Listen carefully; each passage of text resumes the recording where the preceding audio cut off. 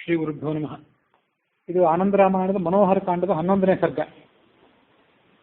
ಚೈತ್ರ ಮಾಸಕ್ಕೆ ಅಷ್ಟ್ಯಾಕೆ ಮಹತ್ವ ಬಂತು, ಚೈತ್ರ ಸ್ನಾನಕ್ಕೆ ಮಹತ್ವದ ಕಾರಣ ಏನು, ಮತ್ತು ಚೈತ್ರ ಸ್ನಾನ ಮಾಡಿ ಆ ಮಹಾಫಲವನ್ನು ಪಡ್ಕೊಂಡವರು ಯಾರು ಇದ್ದಾರೇನು, ಇವೆಲ್ಲ ಪ್ರಶ್ನೆಗಳನ್ನ ಶಿಷ್ಯ ಕೇಳಿದ. ಗುರುಗಳು ಆ ಕಥೆ ಹೇಳಿಕ್ಕೆ ಪ್ರಾರಂಭ ಮಾಡಿದರು. ಅವರ ತಂದೆ ನರಸಿಂಹ ಅಂತ ಒಬ್ಬ ಬ್ರಾಹ್ಮಣ. ಅವರು ಆ ನರಸಿಂಹ ಬ್ರಾಹ್ಮಣ ತೀರ್ಥಯಾತ್ರೆ ಮಾಡಿದಾಗ, ಸ್ನಾನಕ್ಕೆ ಹೋದಾಗ ಏನೇನು ಪ್ರಸಂಗಗಳನ್ನ ಎದುರಿಸಿದರು. ಮತ್ತು ಆ ನರಸಿಂಹ ಅನ್ನೋ ಬ್ರಾಹ್ಮಣ ಶಂಭು ಅನ್ನುವ ಮತ್ತೊಬ್ಬ ಬ್ರಾಹ್ಮಣನ ಕಥೆಯನ್ನು ಹೇಳಿದರು. ಆ ಎಲ್ಲ ಕಥೆಗಳನ್ನು 11ನೇ ಸರ್ಗದಲ್ಲಿ ನಾವು ಶ್ರವಣ ಮಾಡ್ತಿದ್ವಿ. ಆ ಶಂಭು ಅನ್ನೋ ಬ್ರಾಹ್ಮಣ ತಾನು, ತನ್ನ ಪತ್ನಿ, ತನ್ನ ಜೊತೆ ಒಬ್ಬ ಬೇಡರವನು, ಇವರೆಲ್ಲರನ್ನು ಕರೆದುಕೊಂಡು ಯಾತ್ರೆ ಮಾಡಲಿಕ್ಕೆ ಪ್ರಾರಂಭ ಮಾಡಿದರು. ಅವರಿಗೊಬ್ಬ ಯಾತ್ರಿಕ ಸಿಕ್ಕ. ಅವನು ಗಂಗಾ ನದಿಯನ್ನು ಗಡಿಗೆಗಳಲ್ಲಿ ಹೊತ್ಕೊಂಡು ಅದನ್ನು ರಾಮೇಶ್ವರದ ಲಿಂಗಕ್ಕೆ ಅಭಿಷೇಕ ಮಾಡಬೇಕು ಅಂತ ಹೊರಟಿದ್ದ. ಕಾರ್ಕಟಿಕ ಉವಾಚ.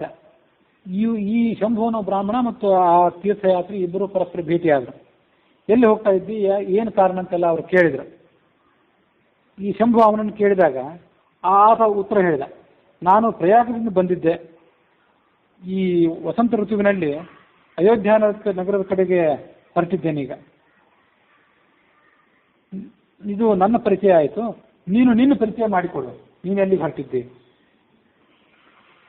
ಆಗ ಶಂಭು ಹೇಳಿದ, ಶಿವಕಾಂಚಿ ಅನ್ನೋ ನಗರದಿಂದ, ದಕ್ಷಿಣ ಭಾರತದ ಕಡೆಯಿಂದ ಬಂದವನು ನಾನು. ಅಯೋಧ್ಯ ನಗರದ ಕಡೆಗೆ ಹೊರಟಿದ್ದೇನೆ. ಚೈತ್ರ ಮಾಸದ ಸ್ನಾನಕ್ಕಾಗಿ ಹೋಗೋದು ನನ್ನದು ಕೂಡ ಉದ್ದೇಶ. ಆಗ ಅವನಿಗೆ ಆ ತೀರ್ಥಯಾತ್ರೆಗೆ ಸ್ವಲ್ಪ ಆಶ್ಚರ್ಯ ಅನಿಸ್ತು. ಶಿವಕಾಂಚಿಯಲ್ಲಿ ಶಂಭು ಅಂತ ಹೆಸರಿನ ಒಬ್ಬ ಬ್ರಾಹ್ಮಣ ಇದ್ದಾನೆ, ನೀನು ಅವನು ಒಬ್ಬನೇನೋ, ಅಥವಾ ಆ ಶಂಭು ಬೇರೆ, ನಾನು ಕೇಳಿದ ಶಂಭು ಬೇರೆ, ನಿನ್ನ ಹೆಸರು ಬೇರೆ ಅಂತ ಏನಾದರೂ ಇದೆಯೋ. ಆಗ ಈ ಶಂಭು ಹೇಳಿದ, ಶಿವಕಾಂಚಿ ದೊಡ್ಡ ನಗರ, ಅಲ್ಲಿ ಆ ಶಂಭು ಅಂತನವರು ಬಹಳ ಜನ ಇದ್ದಾರೆ. ಯಾವ ಶಂಭುವಿನ ಬಗ್ಗೆ ನೀನು ಹೇಳ್ತಾ ಇದ್ದಿ? ನೀನು ಕೇಳಿ ತಿಳಿಲಿಕ್ಕೆ ಅಪೇಕ್ಷೆ ಪಟ್ಟಿರುವಂಥ ಶಂಭುವಿನ ಗೋತ್ರ, ಪ್ರವರ ಮತ್ತು ಆತನ ಮನೆತನದ ಹೆಸರು, ಇದನ್ನೆಲ್ಲ ಹೇಳು. ಆಗ ಅವನು ಹೇಳಿದ, ನಾನು ಈಗ ತಿಳ್ಕೊಳ್ಬೇಕು ಅಂತ ಅಪೇಕ್ಷೆ ಪಟ್ಟಿರುವಂಥ ಶಂಭು ಮತ್ತು ಭರದ್ವಾಜ ಗೋತ್ರದಲ್ಲಿ ಹುಟ್ಟಿದವನು. ಚಕ್ರಗೋಪಿ ಅಂತ ಆತನ ಮನೆತನದ ಹೆಸರು. ಚಕ್ರಗೋಪಿ ಉಪನಾಮ ಅಂತ ಕರೀತಾರೆ. ಇವನ ತಂದೆ ಹೆಸರು ಮಹಾದೇವ ಅಂತ ಹೇಳಿ. ಸರ್ವಶಾಸ್ತ್ರದಲ್ಲೂ ಆತ ಪಂಡಿತ. ಅಂಥ ಮಹಾದೇವನ ಮಗನಾದಂತಹ ಶಂಭುವಿನ ಬಗ್ಗೆ ನಿನಗೇನಾದರೂ ಗೊತ್ತಿದೆಯಾ?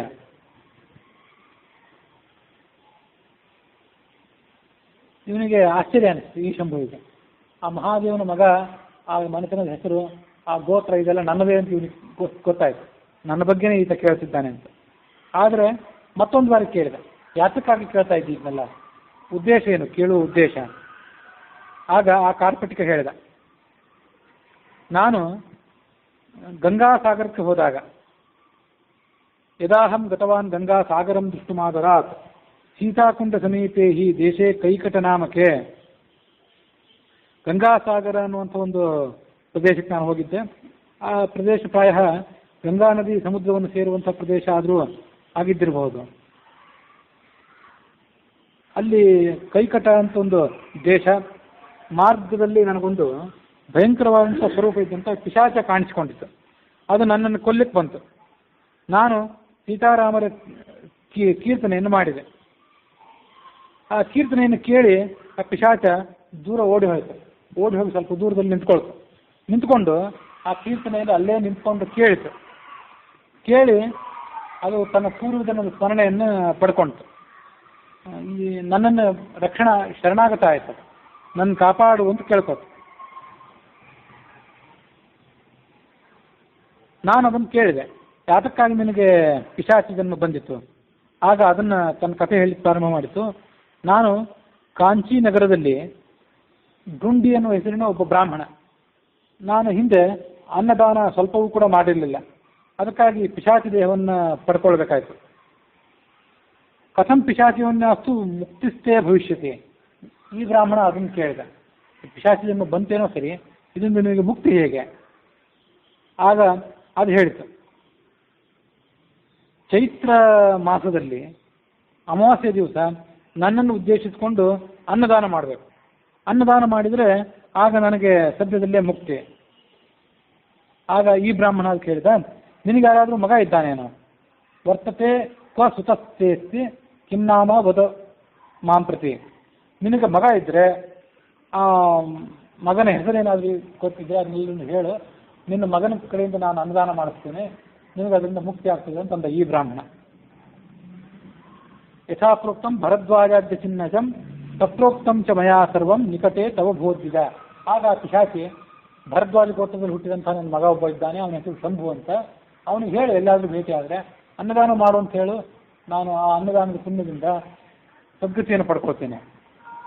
ಅದರಂತೆ ಆ ಪಿಶಾಚಿ ಹೇಳಿದ್ದೇನೆ, ನಾನು ನಿನ್ನೆಲ್ಲರಿಗೆ ಹೇಳಿದೆ ಅಂತ ಆ ತೀರ್ಥಯಾತ್ರಿ ಶಂಭುವಿಗೆ ಹೇಳಿದ.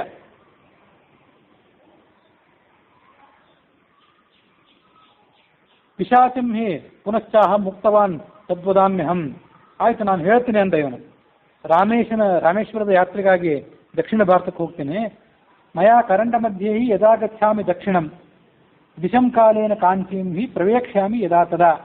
ಕಾಂಚೀನಗರದಲ್ಲಿ ನಿನ್ನ ಮಗ ನನಗೆ ಭೇಟಿ ಆದರೆ ಅವನಿಗೆ ನಾನು ಹೇಳ್ತೀನಿ ಇದ್ರ ಬಗ್ಗೆ ಎಲ್ಲ. ಅನ್ನದಾನ ಮಾಡು, ಅನ್ನದಾನ ಮಾಡಿ ನಿನ್ನ ತಂದೆಯ ಉದ್ಧಾರ ಮಾಡು ಅಂತ ನಿನ್ನ ಮಗನಿಗೆ ಹೇಳ್ತೇನೆ, ನಿನ್ನ ಮಗ ನನಗೆ ಅಲ್ಲಿ ಭೇಟಿ ಆದರೆ.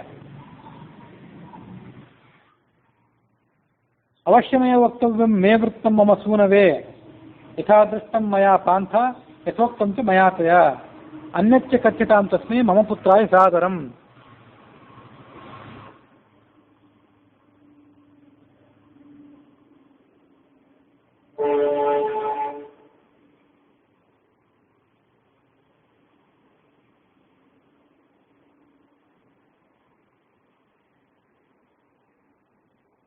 ಆ ಪಿಶಾಚ ಹಾಗೆ ಆಗಲಿ, ನನ್ನ ಮಗ ನಿನಗೇನಾದರೂ ಎಲ್ಲಾದ್ರು ಕಾಣಿಸ್ಕೊಂಡ್ರೆ ಅವನಿಗೆ ನನ್ನ ಬಗ್ಗೆ ಹೇಳು. ಮತ್ತು ಒಂದು ವಿಷಯವನ್ನು ಕೂಡ ಹೇಳಬೇಕು. ಮಧುದರ್ಶೆ ಅನ್ನದಾನಸ್ಯ ಮಹಿಮಾ ಶ್ರೂಯತೆ ದಿವಿ ಅತಸ್ತ್ವಂ ಹಿ ಮಮೋದ್ದೇಶ ಅನ್ನದಾನಂ ಮಧೌ ಕುರು. ಅನ್ನದಾನವನ್ನು ಯಾವಾಗ ಮಾಡಬೇಕು ಅಂತಂದ್ರೆ ಚೈತ್ರ ಮಾಸದ ಅಮಾವಾಸ್ಯೆ ದಿವಸನೇ ಮಾಡಬೇಕು. ಅದನ್ನ ಎಲ್ಲ ಕಡೆ ಬಹಳ ಪ್ರಶಂಸೆ ಮಾಡ್ತಾರೆ. ಹೀಗೆ ಹೇಳಿ ಆ ಪಿಶಾಚ ಶಪಥ ಮಾಡಿತ್ತು. ನಬ್ರೂಷೆ ಸ್ಮರಣಂ ಕೃತ್ವ ಮಮ ಪುತ್ರಾಯ ತದ್ವಿಜ. ನನ್ನ ಮಗ ನಿನಗೇನಾದರೂ ಭೇಟಿ ಆದರೆ ತಪ್ಪದೇ ನನ್ನ ಮಗನಿಗೆ ಈ ಸಂಗತಿಯನ್ನು ಹೇಳಬೇಕು. ಹೇಳದೇ ಇದ್ರೆ ಏನಾಗ್ತದೆ? ವೃಥಾ ಸರ್ವಯಾತ್ರ, ನೀನು ಮಾಡಿದ ಯಾತ್ರೆ ಎಲ್ಲ ವ್ಯರ್ಥ ಆಗ್ತದೆ. ಅದಕ್ಕೆ ನನ್ನ ಮಗ ನಿನಗೆಲ್ಲಾದ್ರೂ ಕಾಣಿಸಿದರೆ ಅವನಿಗೆ ಇದನ್ನು ತಪ್ಪದೇ ಹೇಳಬೇಕು. ಇತಿ ತದ್ವಚನಂ ಶುತ್ವಾ ಸಾಂತ್ವಯಿತ್ವಾ ಚ ತಂ ಪುನಃ ನಿರ್ಗತೋಸ್ಮಿ ಮಧೌ ಸ್ನಾತುಂ ಅಯೋಧ್ಯಾಂ ಗಂತುಮಾದರಾತ್. ಆ ಪಿಶಾಚಕ್ಕೆ ನಾನು ಹಾಗೆ ಆಗಲಿ ಅಂತ ಮಾತು ಕೊಟ್ಟು ಇನ್ನು ದಕ್ಷಿಣ ಭಾರತಕ್ಕೆ ಯಾತ್ರೆ ಮಾಡಬೇಕಾಗಿದೆ. ಈ ಮಧ್ಯದಲ್ಲಿ ಅಯೋಧ್ಯ ನಗರದಲ್ಲೂ ಕೂಡ ಸ್ನಾನ ಮಾಡಿಬಿಡೋಣ ಅಂತ ನಾನು ಅಯೋಧ್ಯ ನಗರ ಕಡೆ ಹೊರಟಿದ್ದೇನೆ. ನೀನು ಕೂಡ ದಕ್ಷಿಣ ಭಾರತದಿಂದ ಬಂದಿದ್ದಿ ಅಂತ ಗೊತ್ತಾಯಿತು, ನಿನ್ನ ಹೆಸರು ಶಂಭು ಅಂತ ಕೂಡ ಗೊತ್ತಾಯಿತು. ನಿಮ್ಮ ಪ್ರದೇಶದಲ್ಲಿ ಈ ನಾನು ಹೇಳಿದಂಥ ಗೋತ್ರಾದಿಗಳಿಂದ ಕೂಡಿದಂಥ ಶಂಭು ಯಾರಾದರೂ ಇದ್ದರೆ ಅದನ್ನು ತಿಳಿಸು ನನಗೆ ಅಂತ ಈ ತೀರ್ಥಯಾತ್ರೆ ಆ ಶಂಭುವಿಗೆ ಹೇಳಿದ. ಶಂಭು ಅದನ್ನೆಲ್ಲ ಕೇಳಿದ, ಮೂರ್ಛೆ ಹೋಗಿಬಿಟ್ಟ. ಇದೆಲ್ಲ ತನ್ನ ತಂದೆದೇ ಸಂಗತಿ ಅಂತ ಗೊತ್ತಾಯ್ತು ಅವನಿಗೆ. ಆಶ್ವಾಸ್ಯ ಭಿಲ್ಲೇನ ವಿಪ್ರಪ್ರೋವಾಚಿತಂ ಪುನಃ. ಆ ಬೇಡರವನೊಬ್ಬ ಜೊತೆಗಿದ್ನಲ್ಲ ಆತ ಈ ಬ್ರಾಹ್ಮಣನನ್ನು ಸಮಾಧಾನಪಡಿಸಿದ. ಸಮಾಧಾನಪಡಿಸಿದ್ಮೇಲೆ ಈ ಶಂಭು ಎಚ್ಚೆತ್ಕೊಂಡು ಸಮಾಧಾನ ಪಟ್ಕೊಂಡು ಆ ಎದುರಿಗಿದ್ದಂಥ ತೀರ್ಥಯಾತ್ರೆಗೆ ಹೇಳಿದ, ನೀನು ಯಾವ ಶಂಭುವಿನ ಬಗ್ಗೆ ಕೇಳ್ತಾ ಇದೆಯಲ್ಲ, ಆ ಶಂಭು ಅಂದರೆ ನಾನೇ. ನನಗಿಂತ ನೀಚನ ಅಂಥ ವ್ಯಕ್ತಿ ಜಗತ್ತಿನಲ್ಲಿ ಯಾರೂ ಇಲ್ಲ. ನಾನು ಮಗ ಆಗಿ ನನ್ನ ತಂದೆಗೆ ಯಾವುದೇ ಮೋಕ್ಷದಾಯಕವಾದಂಥ ಕೆಲಸಗಳನ್ನು ಮಾಡಲಿಲ್ಲ, ಅನ್ನದಾನಾದಿಗಳನ್ನು. ನನ್ನ ಜನ್ಮ ಇದು ವ್ಯರ್ಥ ಆಯಿತು, ನನ್ನ ಜನ್ಮಕ್ಕೆ ಧಿಕ್ಕಾರವಿಲ್ಲ. ಈಗ ನೀನು ಹೇಳಿದಂತೆ ನಾನು ಚೈತ್ರ ಮಾಸದಲ್ಲಿ ಅನ್ನದಾನ ಮಾಡ್ತೇನೆ.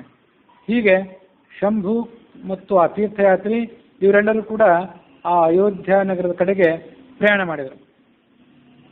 ಅಯೋಧ್ಯ ನಗರವನ್ನು ನೋಡು, ಇಲ್ಲಿ ಅಯೋಧ್ಯ ನಗರಕ್ಕೆ ಕೋಟಿಗಟ್ಟಲೆ ಜನ ಬಂದಿದ್ದಾರೆ ಸರಿಯೂ ನದಿಯಲ್ಲಿ ಸ್ನಾನ ಮಾಡಬೇಕು ಅಂತ.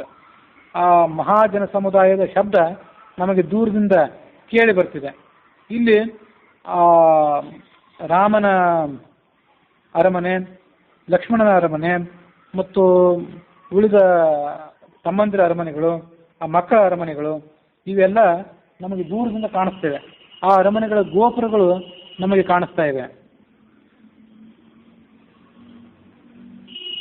ದಿವ್ಯ ಪ್ರವಾಲ ಘಟಿತೆ ಕಪಾಟೆ ತತ್ರ ಸಂಚಲೆ ಪ್ರಾಸಾದೋಯಂ ಅಂಗದಸ್ಯ, ಇದು ಅಂಗದ ಲಕ್ಷ್ಮಣನ ಮಗನ ಪ್ರಾಸಾದ ಇದು. ಹೀಗೆ ಆ ರಾಮನ ಎಲ್ಲ ಮಕ್ಕಳು ಮೊಮ್ಮಕ್ಕಳ ಅರಮನೆಗಳು, ಅವರ ಪ್ರದೇಶಗಳು ಇವೆಲ್ಲ ಕಾಣಿಸ್ತಾ ಇವೆ.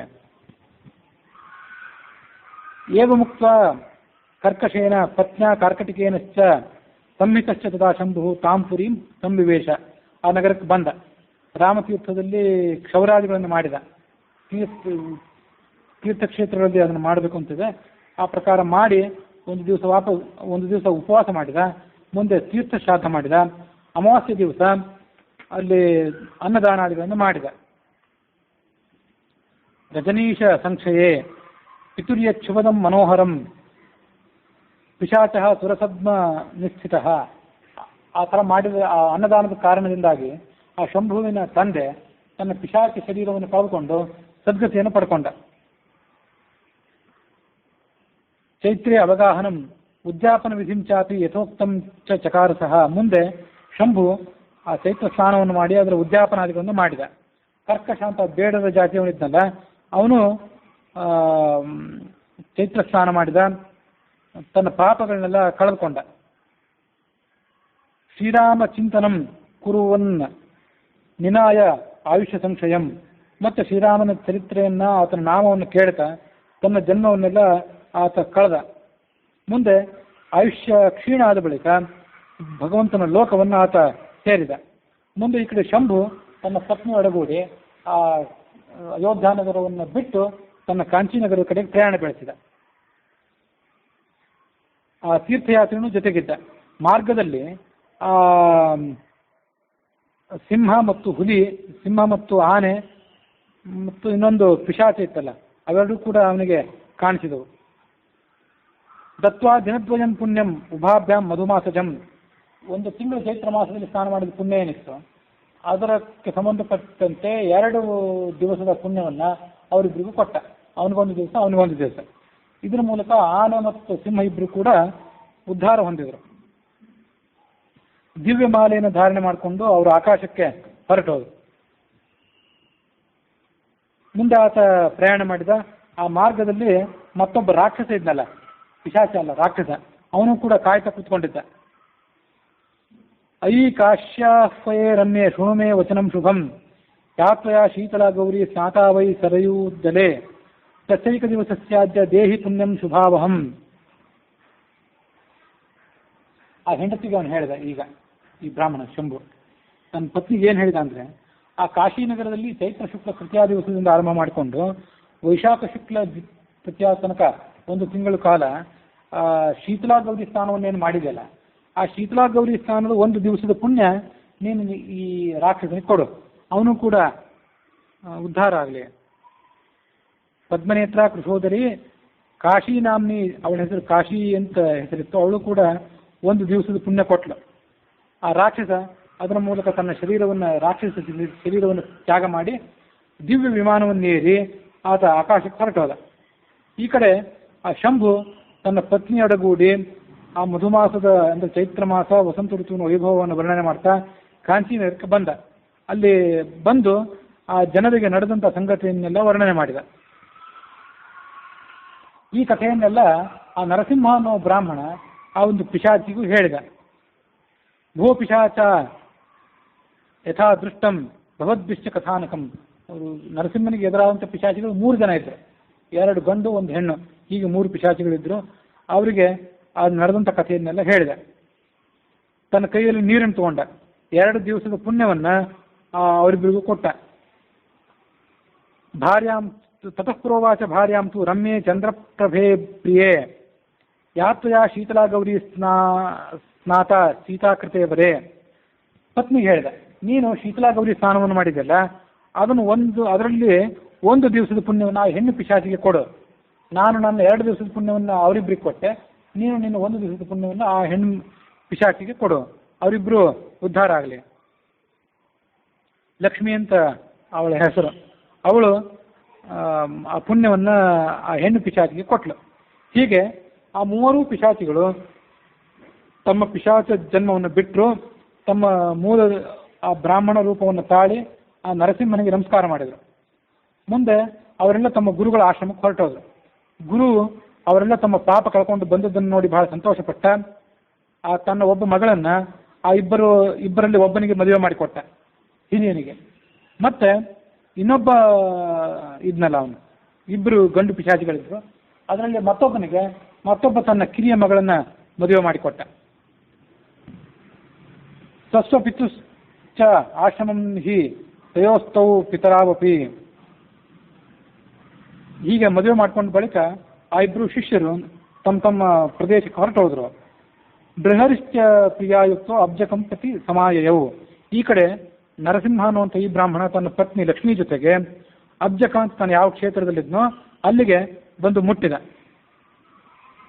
ಮುಂದೆ ಇವರೆಲ್ಲ ಆ ಇಬ್ಬರು ಶಿಷ್ಯರು, ಅವರ ಪತ್ನಿಯರು, ಈ ಶಂಭು ಆತನ ಪತ್ನಿ, ನರಸಿಂಹ ಆತನ ಪತ್ನಿ, ಇವರೆಲ್ಲರೂ ಕೂಡ ಚೈತ್ರ ಸ್ನಾನದ ಮಹಿಮೆಯ ಕಾರಣದಿಂದಾಗಿ ಸದ್ಗತಿಯನ್ನು ಪಡ್ಕೊಂಡ್ರು. ಹೀಗೆ ಚೈತ್ರ ಸ್ನಾನದ ಮಹತ್ವವನ್ನು ಯಾರ್ಯಾರು ತಮ್ಮ ಜೀವಮಾನದಲ್ಲಿ ಕಂಡುಕೊಂಡ್ರು ಅಂತ ಅನ್ನೋದನ್ನ ನಾನು ನಿಮಗೆ ವಿವರವಾಗಿ ಹೇಳಿದೆ ಅಂತಂದ್ರೆ ಆ ಗುರುಗಳು. ಅಲ್ಲಿಗೆ ಆ ಚೈತ್ರ ಸ್ನಾನ ಮಹಾತ್ಮ್ಯದಲ್ಲಿ 11ನೆಯ ಸರ್ಗ ಮುಕ್ತಾಯ ಆಯಿತು. ಮುಂದೆ 12ನೆಯ ಸರ್ಗದ ವರ್ಣನೆ ಹೀಗಿದೆ. ಮತ್ತಷ್ಟು ಕಥೆಯ ರಾಮಚಂದ್ರನ ಬಗ್ಗೆ ಕಥೆಗಳನ್ನು ಹೇಳಿ ಅಂತ ಆ ವಿಷ್ಣುದಾಸ ಈ ಗುರುಗಳನ್ನು ಕೇಳಿದ. ಆಗ ರಾಮದಾಸರು ಆ ಕಥೆಯನ್ನು ಹೇಳಿ ಪ್ರಾರಂಭ ಮಾಡಿದರು. ಒಮ್ಮೆ ರಾಮ ಕುದುರೆಯನ್ನೇರಿ ತನ್ನ ತಮ್ಮಂದಿರು, ಮಕ್ಕಳು, ಮೊಮ್ಮಕ್ಕಳು ಇವರನ್ನೆಲ್ಲ ಕರೆದುಕೊಂಡು ಬೇಟೆ ಆಡಲಿಕ್ಕೆ ಅಂತ ಹೋದ. ಒಂದು ಜಿಂಕೆಯನ್ನು ನೋಡಿದ. ಆ ಜಿಂಕೆಯನ್ನು ಈತ ಬೆನ್ನಟ್ಟಿದ. ಒಂದು ಕಾಡಿನಿಂದ ಮತ್ತೊಂದು ಕಾಡು, ಮತ್ತೊಂದು ಕಾಡಿನಿಂದ ಇನ್ನೊಂದು ಕಾಡು. ಹೀಗೆ ಆತ ಏಕಾಂಗಿಯಾಗಿ ಕುದುರೆಯನ್ನು ಏರಿಕೊಂಡು ಅಲ್ಲಿ ಪ್ರವೇಶ ಮಾಡಿದ. ಆ ಕುದುರೆಯನ್ನ ಏರಿಕೊಂಡಂತ ರಾಮ ಜಿಂಕೆಯನ್ನು ತನ್ನ ಬಾಣದಿಂದ ಹತ್ಯೆ ಮಾಡಿದ. ಆದರೆ ಅಷ್ಟೊತ್ತಿಗೆ ಆತನಿಗೆ ಬಹಳ ದಣಿವಾಗಿತ್ತು, ಹಸಿವಾಗಿತ್ತು, ನೀರಡಿಕೆಯೂ ಕೂಡ ಆಗಿತ್ತು. ಒಂದು ಗಿಡದ ಕೆಳಗೆ ಆತ ಕೂತ್ಕೊಂಡ. ಅಲ್ಲಿ ಒಬ್ಬ ಬೇಡದ ಜಾತಿಯವಳು ರಾಮನನ್ನು ನೋಡಿದ್ಲು.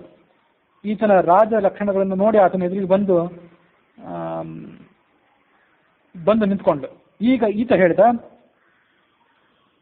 ಲಕ್ಷ್ಮಣಾದಿಗಳು ನನ್ನಿಂದ ಬಹಳ ದೂರ ಇದ್ದಾರೆ, ಅವ್ರು ಎಲ್ಲಿದ್ದಾರೆ ಗೊತ್ತಿಲ್ಲ.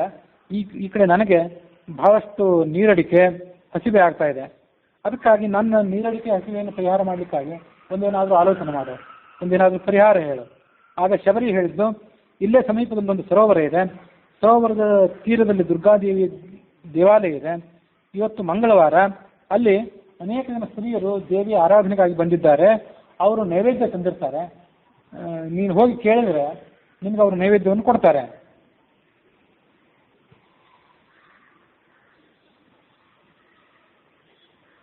ಆಗ ರಾಮ ಹೇಳಿದ, ಅಹಂ ಅತ್ರೈವ ತಿಷ್ಠಾಮಿ ಪ್ರತೀಕ್ಷಾರ್ಥಂ ಕುಶಸ್ಯ ಚ.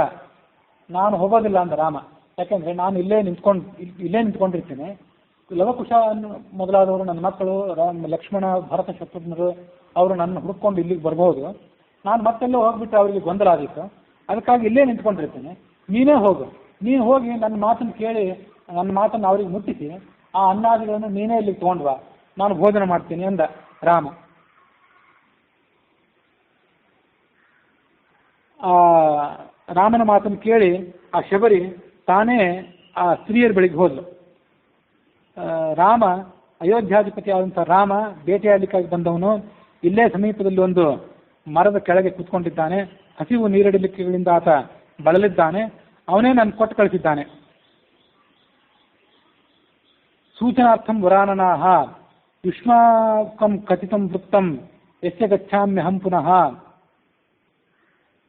ಆಗ ಅವರೆಲ್ಲ ಏನು ಮಾಡಿದ್ರು, ರಾಮನನ್ನ ನೋಡಬೇಕು ಅಂತ ಬಹಳ ಅಪೇಕ್ಷೆ ಪಟ್ಟರು. ಪರಸ್ಪರ ಅವರು ಹೀಗೆ ಮಾತಾಡ್ಕೊಂಡ್ರು, ಧನ್ಯೋದ್ಯ ದಿವಸೋಸ್ಮಾಕಂ, ನಮಗಿವತ್ತು ರಾಮನ ದರ್ಶನ ಆಗಿದೆ, ನಾವಿವತ್ತು ಧನ್ಯರಾಗಿದ್ದೇವೆ. ರಾಮನಿಗೆ ಎಲ್ಲ ಥರದ ಭಕ್ಷ್ಯ ಭೋಜ್ಯಗಳನ್ನು ಕೊಟ್ಟು ಅವನನ್ನು ಸಂತೋಷಪಡಿಸೋಣ. ಮೊದಲು ದುರ್ಗಾದೇವಿ ಪೂಜೆ ಮಾಡೋಣ, ನೈವೇದ್ಯ ಮಾಡೋಣ ಅವಳಿಗೆ. ಆಮೇಲೆ ಆ ನೈವೇದ್ಯವನ್ನು ರಾಮನಿಗೆ ಅರ್ಪಣೆ ಮಾಡೋಣ. ಮುಂದೆ ನಾವೆಲ್ಲರೂ ಅದನ್ನು ಭೋಜನ ಮಾಡಿದ್ರಾಯ್ತು. ಹೀಗೆ ಅವರು ಆಲೋಚನೆ ಮಾಡಿದರು. ಅದರಲ್ಲಿ ಬ್ರಾಹ್ಮಣ ಸ್ತ್ರೀಯರಿದ್ರು, ಕ್ಷತ್ರಿಯ, ವೈಶ್ಯ, ಶೂದ್ರ ಸ್ತ್ರೀಯರೆಲ್ಲರೂ ಕೂಡ ಇದ್ರು. ನೈವೇದ್ಯ ಪಾತ್ರೆಗಳನ್ನು ತಗೊಂಡು ಬಂದು ದುರ್ಗಾದೇವಿಯ ದೇವಾಲಯಕ್ಕೆ ಬಂದರು. ಈ ನಡುವೆ ಆ ದುರ್ಗಾದೇವಿ ದೇವಾಲಯದಲ್ಲಿ ಇದ್ದವಳು ಆ ದೇವಾಲಯದ ಎಲ್ಲ ಕಪಾಟುಗಳನ್ನು ಮತ್ತು ಕಿಟಕಿಗಳನ್ನು ಭದ್ರವಾಗಿ ಹಾಕ್ಕೊಂಡ್ಳು. ಒಳಗೆ ಕೂತ್ಕೊಂಡ್ಬಿಟ್ಲು. ಅವರೆಲ್ಲ ಬಂದು ನೋಡ್ತಾರೆ, ಬಾಗಿಲುಗಳೆಲ್ಲ ಹಾಕಿದ್ದವು. ಸುತ್ತಲೂ ಸಂಚಾರ ಮಾಡಿದ್ರು, ಎಲ್ಲಿ ಹೋದರೂ ಕೂಡ ಅವರಿಗೆ ಯಾವ ಕಡೆ ಹೋಗಬೇಕು ಮತ್ತು ಏನು ಮಾಡಬೇಕು ಅಂತ ತಿಳಿಲಿಲ್ಲ. ಅವರಿಗೆ ಗೊಂದಲಕ್ಕೊಳಗಾದರು. ಆ ಗೊಂದಲಕ್ಕೊಳಗಾಗಿ ಅವರು ಅಲ್ಲೇ ನಿಂತ್ಕೊಂಡು ಆಲೋಚನೆ ಮಾಡಿದರು. ಈ ನಡುವೆ ಆ ದೇವಾಲಯದ ಒಳಗಿಂದ ಶಬ್ದ ಹೊರಗೆ ಬಂತು. ನಾನೇ ಇಲ್ಲಿ ಸೀತಾದೇವಿ ಒಳಗಿದ್ದೇನೆ ಹೇಳಿದ್ದ ದುರ್ಗಾದೇವಿ. ನಾನೇ ಸೀತಾದೇವಿ. ರಾಮ ಅಂದರೆ ಸಾಕ್ಷಾತ್ ಮಹೇಶ್ವರ. ಅವನು ರಾಮನನ್ನ ಮತ್ತು ಈಶ್ವರನನ್ನ ಯಾರು ಭಿನ್ನ ಅಂತ ತಿಳ್ಕೊತಾರೋ, ಮತ್ತು ದುರ್ಗಾದೇವಿಯನ್ನು ಅಂದರೆ ಪಾರ್ವತಿಯನ್ನ ಸೀತೆಯನ್ನು ಯಾರು ಇದ್ರು ಭಿನ್ನ ಭಿನ್ನ ಅಂತ ತಿಳ್ಕೊತಾರೋ, ಅವರು 1 ಕೋಟಿ ಕಲ್ಪಗಳ ಕಾಲ ರೌರವಾದ ನರಕಗಳಲ್ಲಿ ದುಃಖವನ್ನು ಅನುಭವಿಸ್ತಾರೆ. ಅದಕ್ಕಾಗಿ ನೀವು ಮೊದಲು ನನಗೆ ಅನ್ನವನ್ನು ನೈವೇದ್ಯ ಮಾಡಬೇಡಿ, ಮೊದಲು ರಾಮನಿಗೆ ನೈವೇದ್ಯ ಮಾಡಿ, ಅದಾದ ಬಳಿಕ ನನಗೆ ಅನ್ನವನ್ನು ನೈವೇದ್ಯ ಮಾಡಿ ಅಂತ ಒಳಗಿರುವಂಥ ದೇವಿ ಹೇಳಿದ್ರು. ರಾಮನಿಗೆ ನೈವೇದ್ಯ ಮಾಡಿದಂತಹ ಅನ್ನದ ಶೇಷವನ್ನು ನನಗೆ ನೈವೇದ್ಯ ಮಾಡಿ. ಆ ಬ್ರಾಹ್ಮಣ ಸ್ತ್ರೀಯರಿಗೆಲ್ಲ ಅದರಿಂದ ಬಹಳ ಆಶ್ಚರ್ಯ ಅನಿಸಿತು. ಅವರು ಆ ಶಬರಿ ಇದ್ದಲ್ಲ ಬೇಡ ಸ್ತ್ರೀ, ಅವಳನ್ನು ಹಿಂಬಾಲಿಸಿಕೊಂಡು ಆ ರಾಮ ಎಲ್ಲಿದ್ನೋ ಅಲ್ಲಿಗೆ ಬಂದರು. ಅವರು ಆ ಶಬರಿ ಅವರಿಗೆ ಆ ರಾಮನನ್ನು ತೋರಿಸಿದ್ಲು. ರಾಮನನ್ನು ಅವರು ನೋಡಿದ್ರು, ನಮಸ್ಕಾರ ಮಾಡಿದ್ರು. ರಾಮನ ಎದುರಿಗೆ ಆ ಬಂಗಾರದ ಪಾತ್ರೆಯಲ್ಲಿದ್ದಂಥ ಅನ್ನಪಾನಾದಿಗಳನ್ನು ಅದನ್ನ ಎದುರಿಗಿಟ್ಟರು. ಇಟ್ಟು ಅವನಿಗೆ ನಿವೇದನೆ ಮಾಡಿದರು. ಅನ್ನಗಳನ್ನು ಸ್ವೀಕಾರ ಮಾಡು, ದೇವಿ ನೀನೇ ಇದನ್ನು ಮೊದಲು ಸ್ವೀಕಾರ ಮಾಡಬೇಕು ಅಂತ ಹೇಳಿದ್ದಾಳೆ. ರಾಮ ಆಗ ಏನು ಮಾಡಿದ ಅಂತಂದ್ರೆ, ದೇವಿ ಏನು ಮಾಡಿದ್ಲು ಅಂತ ಅನ್ನೋದನ್ನ ನೀವು ನನ್ನ ಎದುರಿಗೆ ಹೇಳಿದ್ದೀರಿ, ಆದರೆ ಆ ದುರ್ಗಾದೇವಿ ತನ್ನ ಎದುರಿಗೆ ಇಲ್ಲಿ ನನ್ನ ಎದುರಿಗೆ ಆ ಮಾತನ್ನು ಹೇಳಬೇಕು, ಅವಳೇ ಇಲ್ಲಿ ಬರಲಿ ಅಂದ ರಾಮ. ದೇವ್ಯಾ ಕಿಮುಕ್ತಂ ಭೂ ನಾರ್ಯ ಕಥನೀಯಂ ಮಮಾದ್ಯತತ ಶಾಸ್ತ್ರೋಚು ರಾಘವಂ ನಾರ್ಯ ದುರ್ಗಾವಾಕ್ಯಂ ಸವಿಸ್ತರಂ. ಆಗ ಅವನೇನಂದ, ದುರ್ಗಾವಾಕ್ಯಂ ಶೃಣು ಸ್ವಾದ್ಯ ತ್ವಹಮೇವಾತ್ರ ಜಾನಕಿ ಭೋಕ್ಷ್ಯಾಮಿ ನಾರ್ಯೋ ಗಚ್ಚದ್ವಂ ಚಿದಾರ್ಥಂ ರಘುನಂದನಂ ತಸ್ಮಾತ್ತಾಹ ಪ್ರಾಹ ಶ್ರೀರಾಮೋ ವಿಹಸ್ಯ ಮುದಿತಾನನಃ. ದೇವಿಯ ಮಾತೊಂದು ಸತ್ಯ ಆಗಿದ್ರೆ ಸೀತಾರೂಪದಿಂದ ದುರ್ಗಾದೇವಿಯೇ ಇಲ್ಲಿಗೆ ಬರಲಿ. ನಿಮ್ಮಲ್ಲಿ ಇವೆಲ್ಲ ಸ್ತ್ರೀಯರಿದ್ದೀರಲ್ಲ, ನೀವೆಲ್ಲರೂ ಇಲ್ಲೇ ನಿಲ್ಲಿ, ನಿಮ್ಮಲ್ಲಿ ಯಾರೋ ಒಬ್ಬರು ಮಾತ್ರ ಅಲ್ಲಿಗೆ ಹೋಗಿ ಬರಲಿ, ಹೋಗಿ ಆ ದುರ್ಗಾದೇವಿನ ಇಲ್ಲೇ ಕರ್ಕೊಂಡು ಬರಲಿ. ಸೀತಾರೂಪೇಣ ಸಾ ದುರ್ಗಾ ಮಾಂ ಸಮಾಯಾತು ಸತ್ವರಂ. ರಾಮನ ಮಾತನ್ನು ಕೇಳಿ ಒಬ್ಬ ಸ್ತ್ರೀ ಮರಳಿ ಆ ದೇವಾಲಯಕ್ಕೆ ಹೋದ್ಲು. ಹೋಗಿ ಆ ನಡೆದಂಥ ಸಂಗತಿಗಳನ್ನೆಲ್ಲ ದುರ್ಗಾದೇವಿಯ ಎದುರಿಗೆ ವರ್ಣನೆ ಮಾಡಿದ್ಲು. ಗತ್ವಾ ದುರ್ಗಾಂ ರಾಮವಾಕ್ಯಂ ಶಾವಯಾಮಸ್ಸು ಸಾದರಂ. ದುರ್ಗಾದೇವಿಯ ಮಾತನ್ನೆಲ್ಲ ಕೇಳಿದ್ದು ತಾನೇ ಸೀತಾರೂಪವನ್ನು ತಾಳಿ ಆ ದುರ್ಗಾ ದೇವಾಲಯದ ಬಾಗಿಲನ್ನು ತೆಗೆದು ಹೊರಗೆ ಬಂದ್ಲು. ಮತ್ತು ಅದರಂತೆ ಬಾಗಿಲನ್ನು ಹಾಕಿದ್ಲು. ಹಾಕಿ ಕೈಯಲ್ಲಿ ನೀರನ್ನು ಹಿಡಿದುಕೊಂಡು ಆಕೆ ರಾಮ ಇದ್ದಲ್ಲಿಗೆ ಬಂದು ರಾಮನಿಗೆ ನಮಸ್ಕಾರ ಮಾಡಿ ಆತನ ಪಕ್ಕದಲ್ಲಿ ನಿಂತ್ಕೊಂಡ್ಲು. ಅಲ್ಲಿದ್ದಂಥ ಎಲ್ಲ ಸ್ತ್ರೀಯರಿಗೆ ಬಹಳ ಆಶ್ಚರ್ಯ ಅನಿಸಿತು. ಮುಂದೆ ಅವರೆಲ್ಲ ನಾನಾ ಥರದ ಅನ್ನಪಾನಾದಿಗಳನ್ನು ಆ ರಾಮನಿಗೆ ನಿವೇದನೆ ಮಾಡಿದರು. ಅದಕ್ಕಿಂತ ಮೊದಲು ರಾಮ ಸ್ನಾನ ಮಾಡಬೇಕು ಅಂತ ಆಲೋಚನೆ ಮಾಡಿದ. ತನ್ನ ಒಂದು ಬಾಣವನ್ನು ಹೊರತೆಗೆದು ಅದನ್ನು ಬಿಲ್ಲಿನಲ್ಲಿ ಹೂಡಿ ಪಾತಾಳದಿಂದ ನೀರನ್ನು ಹೊರತೆಗೆದ. ಅಲ್ಲೇ ಸ್ನಾನ ಮಾಡಿದ. ಮಧ್ಯಾಹ್ನದ ಆಹ್ನಿಕ ಇತ್ಯಾದಿಗಳನ್ನು ಮುಗಿಸಿದ. ಮುಂದೆ ಆತ ಭೋಜನ ಮಾಡಿದ. ಭೋಜನ ಮಾಡಬೇಕು ಅಂತ ಆತ ತಯಾರಾಗಿದ್ದಂಥ ಸಂದರ್ಭದಲ್ಲಿ ಕುಶಾಲವ ಮೊದಲಾದವರೆಲ್ಲ ಅಲ್ಲಿಗೆ ಬಂದರು. ರಾಮ ಸೀತೆ ಇವರಿಬ್ಬರನ್ನು ಕೂಡ ನೋಡಿ ಅವ್ರಿಗೆ ಬಹಳ ಆಶ್ಚರ್ಯ ಅನಿಸಿತು. ಆ ಸೀತೆ ಅರಮನೆಯಲ್ಲಿದ್ದಾಳೆ ಅಂತಃಪುರದಲ್ಲಿ, ಇಲ್ಲಿ ಹೇಗೆ ಬಂತು ಅಂತ ಅವರಿಗೆ ಆಶ್ಚರ್ಯ ಅನಿಸಿತು. ಆ ಬೇಡ ಸ್ತ್ರೀ ಇದ್ಲಲ್ಲ, ಅವಳ ಮಾತಿನಂತೆ ಎಲ್ಲವನ್ನೂ ಕೂಡ ಅವ್ರು ಕೇಳಿದ್ರು. ಆಕೆ ನಡು ಸಂಗತಿಯನ್ನೆಲ್ಲ ಹೇಳಿದ್ಲು. ರಾಮ ಇಲ್ಲಿಗೆ ಬಂದದ್ದು, ಆ ದುರ್ಗಾದೇವಿ ಪೂಜೆಗಾಗಿ ಬಂದಂಥ ಬ್ರಾಹ್ಮಣ ಸ್ತ್ರೀಯರು, ದುರ್ಗಾದೇವಿಯೇ ಸೀತಾರೂಪದಿಂದ ಇಲ್ಲಿ ಬಂದದ್ದು, ಆ ಎಲ್ಲ ಕಥೆಯನ್ನು ಆ ಬೇಡ ಸ್ತ್ರೀ ಕುಶಲವಾದಿಗಳಿಗೆ ಅವು ಹೇಳಿದ್ಲು. ಆಗ ಗತಮೋಹ ರಾಮಚಂದ್ರಂ ಮೇನಿಲೇ ಚಂದ್ರಶೇಖರಂ. ರಾಮನೇ ಚಂದ್ರಶೇಖರ, ಚಂದ್ರಶೇಖರ ಅಂದರೆ ಶಿವ, ರಾಮನನ್ನೇ ಶಿವ ಅಂತ ಅವರು ತಿಳ್ಕೊಂಡು, ಮತ್ತು ಸೀತಾನ್ ಗಿರೀಂದ್ರಧಾಮ್, ಸೀತಾದೇವಿಯೇ ಪಾರ್ವತಿ ಅಂತ ಹೀಗೆಲ್ಲ ಅವ್ರು ತಿಳ್ಕೊಂಡು ಬಹಳ ಸಂತೋಷಪಟ್ಟರು. ಮುದಾ ಸೈನ್ಯೇನ ಸೀತೆಯ ಭುಕ್ತ್ವಾ ಪೀತ್ವಾ ಜಲಂ ಸ್ವಚ್ಛಂ ವಾಕ್ಯಂ ಸ್ತ್ರೀ ತಾಧ ಸಾದರಂ. ಮುಂದೆ ಆ ಸೀತೆ, ಈ ಸೈನ್ಯ, ರಾಮನ ತಮ್ಮಂದಿರು, ಮಕ್ಕಳು ಇವರೆಲ್ಲ ಆ ಭೋಜನ ಮಾಡಿದರು. ರಾಮ ಆ ಸ್ತ್ರೀಯರಿಗೆ ಹೇಳಿದಂತೆ, ನಿಮಗೇನಾದಂತೂ ವರ ಬೇಕಾದಿದ್ರೆ ಕೇಳಿ, ಇಷ್ಟು ದೊಡ್ಡ ಸೇವೆ ಸಲ್ಲಿಸಿದ್ದೀರಿ. ಆಗ ಅವರಂದರು, ನಮಗೆ ನಮ್ಮ ಕೀರ್ತಿ ಆಚಂದ್ರಾರ್ಕವಾಗಿ ಸ್ಥಾಯಿಯಾಗಿ ಉಳಿಯುವಂತೆ ಏನಾದರೂ ಒಂದು ವರವನ್ನು ಕೊಡುವ. ಆಗ ಅವನಿಗೂ ಬಹಳ ಸಂತೋಷ ಅನಿಸಿತು. ನನಗೆ ರಾಮ ಅಂತ ಹೆಸರಿದೆ, ನಿಮಗೆ ರಾಮ ಅನ್ನುವ ಹೆಸರಾಗಲಿ. ರಾಮ ಅಂದರೆ ಸ್ತ್ರೀ ಅಂತ ಅರ್ಥ ಸಂಸ್ಕೃತದಲ್ಲಿ. ಅದು ನನ್ನ ಅನುಗ್ರಹದಿಂದ ನಿಮಗೆ ದೊರೆಯುವಂತಾಗಲಿ. ಆ ಹೆಸರು ನಿಮ್ಮ ಹೆಸರು ನನ್ನ ಹೆಸರನ್ನ ನೆನಪು ಮಾಡಿಕೊಡುವಂತಾಗಲಿ. ಭವಿಷ್ಯಂತಿ ಸದಾ ನಾರ್ಯ ಮಮ ವರೇಣ ಮಮ ನಾಮಾಸ್ತು ಯುಷ್ಮಾಕಂ ರಾಮೇತಿ ಜಗತೀತಲೆ. ನಿಮಗೆ ನಿಮ್ಮ ಮನಸ್ಸಿನಲ್ಲಿ ನಿಮ್ಮ ಗಂಡಂದ್ರ ಬಗ್ಗೆ ಯಾವ ಭಕ್ತಿ ಇದೆಯೋ ಅದಕ್ಕಿಂತ ಹೆಚ್ಚಿನ ಭಕ್ತಿ ನನ್ನ ಬಗ್ಗೆ ಇರುವಂತಾಗಲಿ. ಇದೊಂದು ವರವನ್ನು ಕೂಡ ನಾನು ನಿಮಗೆ ಕೊಡುವನಿದ್ದೇನೆ. ನೀವು ಯಾವತ್ತೂ ಕೂಡ ಪವಿತ್ರರಾಗಲಿ. ನಿಮಗೆ ಯಾವತ್ತೂ ಕೂಡ ಮೈಲಿಗೆ ಅಂತ ಅನ್ನುವ ಸಂಗತಿ ನಿಮಗೆ ಬಂದು ಒದಗದೇ ಇರಲಿ. ಮತ್ತು ಮಂಗಳ ಕಾರ್ಯಗಳಲ್ಲಿ ಶಕುನಗಳನ್ನು ನೋಡುವಾಗ, ಶುಭ ಶಕುನಗಳನ್ನು ನೋಡುವಾಗ ಎಲ್ಲ ಕರ್ಮಗಳಲ್ಲೂ ಕೂಡ ನಿಮಗೆ ಮುಖ್ಯ ಸ್ಥಾನವಿರಲಿ.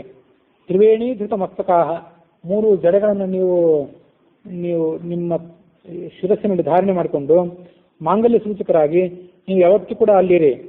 ಇಲ್ಲಿ ನನ್ನ ಬಾಣದಿಂದ ನಾನೇನು ತೀರ್ಥವನ್ನು ರಚನೆ ಮಾಡಿದೆ ಅದು ನನ್ನ ಹೆಸರಿನಿಂದ ಪ್ರಸಿದ್ಧವಾಗಲಿ. ಆ ಸ್ತ್ರೀಯರಿಗೂ ಬಹಳ ಸಂತೋಷ ಅನಿಸಿತು. ರಾಮನಿಗೆ ಅವರು ಹೇಳಿದರು, ಜನ್ಮಾಂತರದಲ್ಲಿಯೂ ಕೂಡ ನಿನ್ನ ದರ್ಶನ ನಮಗಾಗಬೇಕು. ಆಗ ರಾಮ ಹೇಳಿದ, ದ್ವಾಪರ ಯುಗದಲ್ಲಿ ಕೃಷ್ಣ ರೂಪದಿಂದ ನಾನು ನಿಮಗೆ ದರ್ಶನ ಕೊಡ್ತೇನೆ. ಅಲ್ಲಿಯೂ ಕೂಡ ನಿಮ್ಮ ಗಂಡಂದಿರು ಯಜ್ಞವನ್ನು ಮಾಡ್ತಾರೆ. ಆ ಯಜ್ಞದ ಸಂದರ್ಭದಲ್ಲಿ ನಾನು ವೃಂದಾವನದಲ್ಲಿ ನಿಂತ್ಕೊಂಡು ನಿಮ್ಮ ಕಡೆಯಿಂದ ಬಲರಾಮನ ಸಮೇತನಾಗಿ ಆ ಯಜ್ಞದ ಅನ್ನವನ್ನು ಭೋಜನ ಮಾಡ್ತೇನೆ. ಕೃಷ್ಣಾವತಾರದಲ್ಲಿ ನಡೆದ ಘಟನೆ ಅದು. ದ್ವಿಜಪತ್ನ್ಯಃ ತದಾಯೂಯಂ ಭವಿಷ್ಯತ ಸ್ತ್ರೀಯೋವನೆ. ಆಗ ನೀವೆಲ್ಲರೂ ಕೂಡ ಬ್ರಾಹ್ಮಣ ಸ್ತ್ರೀಯರಾಗಿರ್ತೀರಿ. ಇವಳು ಈ ಶಬರಿ ಇದ್ದಾಳಲ್ಲ, ಬೇಡ ಸ್ತ್ರೀ, ಇವಳು ಕೂಡ ಒಬ್ಬ ಬ್ರಾಹ್ಮಣನ ಪತ್ನಿಯಾಗಿ ಅಲ್ಲಿ ಹುಟ್ಟುತ್ತಾಳೆ. ನನ್ನ ದರ್ಶನದಿಂದ ನೀವೆಲ್ಲರೂ ಕೂಡ ಅಲ್ಲಿ ಸಂತೋಷ ಪಡ್ತೀರಿ. ಈ ಶಬರಿಗೆ ಒಂದು